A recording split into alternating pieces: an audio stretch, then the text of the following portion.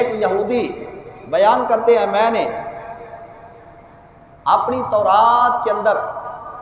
اللہ کے محبوب علیہ السلام کے اوصاف پڑھے کہ آپ بردبار ہوں گے، غصہ نہیں کرتے ہوں گے، اگر کوئی آپ سے بدتمیزی سے بات کرے تو اس کا جواب اخلاق کے ساتھ دیتے ہوں گے۔ میں نے یہ پرکھنے کے لیے آپ کو کچھ قرضہ دے دیا اور قرضے کا وقت بھی مقرر ہو گیا،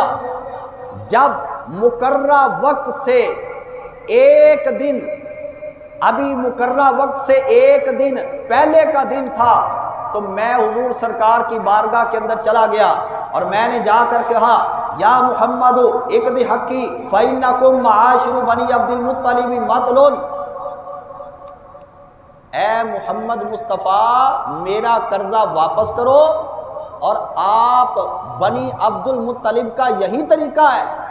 کہ ہمیشہ ٹال مٹول ہی کرتے رہتے ہو۔ میں نے یہ بات اس واسطے کی تاکہ میں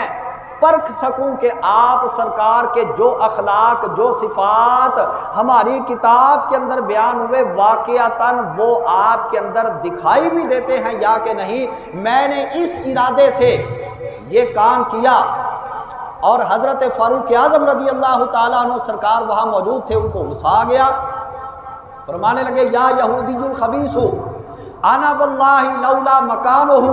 لضربت الذی فیہ عیناک۔ حضرت فاروق اعظم فرمانے لگے اے خبیث، اے یہودی،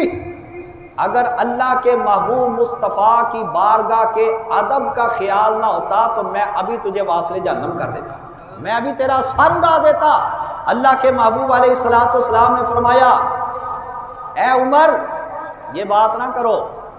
میں نے اس کا واقعتاً قرضہ دینا ہے، یہ قرض خواہ ہے،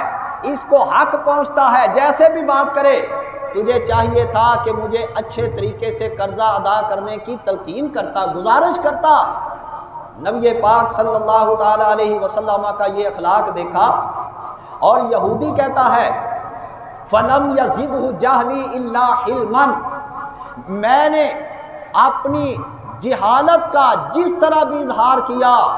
مگر اللہ کے محبوب علیہ السلام نے میرے اس جاہلانہ طریقے کا اور اس جاہلانہ سلوک کا جواب مجھ کو حلم و بردباری اور حسن اخلاق کی صورت میں عطا فرمایا۔ جب میں نے یہ دیکھا تو میں سمجھ گیا واقعتاً وہ صفت جو ہماری کتاب میں تھی وہ اس نبی کی ذات میں موجود ہے، میں نے آنکھوں سے دیکھ لی ہے۔ اسی وقت میں نے اپنی زبان سے کلمہ پڑھا اور کلمہ پڑھ کے اللہ کے محبوب علیہ السلام کا غلام بن گیا۔